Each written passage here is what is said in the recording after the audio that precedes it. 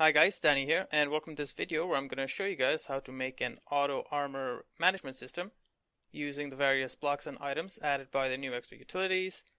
Really just a general inventory management system, and it's going to be pretty awesome, so yeah, let's get started. Now just before I start, I do have to mention that there are some additions to this mod that will factor in how you actually use the mod.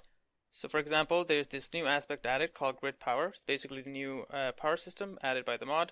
Some of the blocks still use redstone flux, but this power system is more like a limiting system, just so you're not made too OP by the various OP blocks and items added, especially the blocks that I'll be mentioning in this video, because some of them are quite overpowered.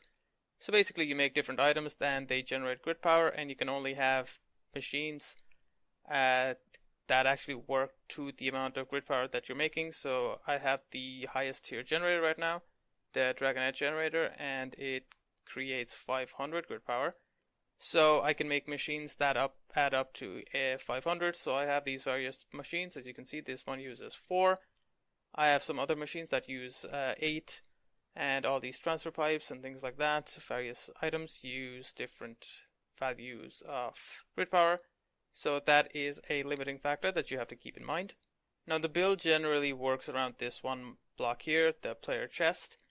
It basically allows remote access by different machines and pipes and inventories to your direct inventory and armor slots. Now other mods have added blocks like that.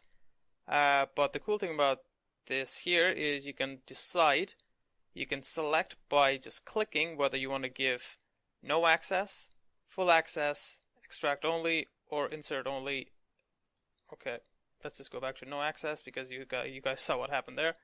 Any slot with full access or insert only will have the items inserted directly, and because the insertion system isn't very clever in this mod, they will insert and remove items from any slot in your inventory, so you do have to dictate accordingly. It's actually for that reason I'm actually using quite a few different player chests, because there's quite a few different things I want to show you guys, and if I had all the different slots open, well, as you can see, my inventory is already very clogged up due to that very reason. So I have different player chests with various amounts of slots open to do the various different mechanisms. So initially I have this very simple system. This chest here has stake. This transfer node transfer the stake to this player chest, which has one slot open to insert only, my second slot, which is stake. So if I eat the stake, you'll notice that the amount of stake goes back up to 64, and that's pretty much it. So because this grid power is accessible anywhere, it doesn't really use wire, and because this player chest is used everywhere, it doesn't require you to be anywhere around it. And as long as the area is chunk loaded, ExtraUtil actually adds a chunk loader, so that's pretty handy. The items will be taken in and taken out. Similarly, with this chest here connected to this same player chest, I have one slot as extract only, which is extracted by this transfer node. So if I wanted to, I don't know, say I was underground and I was taking something and I wanted to take it up all to my chests without actually having to go all the way up myself, I would just take it to that slot, and the items would get taken out slowly one at a time. This here actually is a upgrade that I can actually pop into this here, which would allow it to actually take up the various items at a quicker speed, as you can see there. And there's also a stack upgrade, but all of those different upgrades actually make it drain faster. As you can see, the power drain is 9.2, while the general one only has a power drain. Actually, I don't think the general one actually has a power drain, but the upgrade one does, so you do have to keep that in mind. So let's look at the meat of the matter. So the two items needed, as I said before, were the player chest and the transfer node. The transfer node to automatically remove the items, and the player chest to actually, work as the hub. So I showed you guys over there how to actually extract and throw in items from a chest into your inventory. Now we're going to see how to do it all together. So in this player chest, I have given full access to my armor slot, and in this transfer node, I have a item filter which is filtering out the different diamond pieces that have set damage values. It's actually very low damage, and I have it set to NBT enabled. So when I take a specific amount of damage, according to what I have it set to this item filter, the armor will automatically be taken out and placed in this chest. As you can see here, I have various armor pieces that have been set to that value. But even though I'm wearing various armor pieces that are quite damaged right now, they're not taken out because they're not at the appropriate damage value. And basically you can set it to any damage value you want. I have it set to quite low because, it's just for testing purposes, just to show you guys. And over here, I have these various chests. This was actually my first design, which didn't really pan out like I wanted to. And I'll show you guys why. So as you guys see here, I have these 4 chests here. These 4 chests were supposed to contain the 4 different pieces of armor. This is actually my second design now that I think about it. The first one, I just had one chest with the various armor pieces, and what was happening was basically the transfer node was taking out a piece of armor, and it was searching and searching and searching.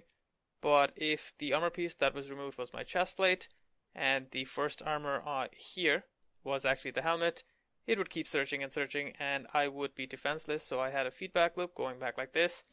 But the transfer pipes were working too quickly, and the items kept getting placed in the same spot over and over, so I decided to change it up with 4 different chests, and I hit upon a bug. The bug, you can see right here, the different armor pieces are placed in the wrong places, but if you see the armor I have over my hearts, you can see I still have full armor, but they're just in the wrong spot. And the boots on my head actually make me look like a demon king because it looks like horns from the front, so I look pretty awesome there. Mwahaha, horns.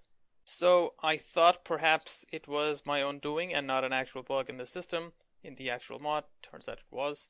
So I created an alternate system over here with 4 different chests and 4 different player chests, each only having full access to 1 block.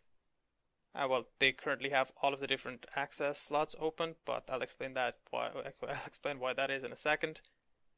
And well, actually, you guys should know already why that is. The armor items kept getting placed in the wrong location, and it turns out that it's actually set backwards for whatever reason. So it always goes boots on the head, leggings on the body, chest plate on the legs, and helmet on the feet. Regardless of what slot is open, it'll always go to that same spot. So if I have this spot here, completely no access, right? Actually, I'll have to do that with all of these guys. So all of these slots are now not accessible by these chests. So if I take off my armor, hopefully I won't automatically get armor placed there. Okay, I'm not.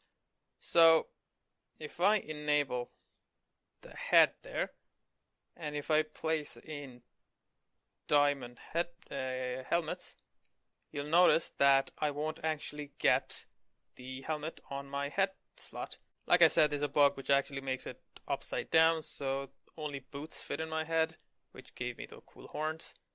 But you'll see that if I turn on access to my feet, the helmet go to my feet. Now I still have armor, as you can see. The armors are still working, they're just in the wrong slot.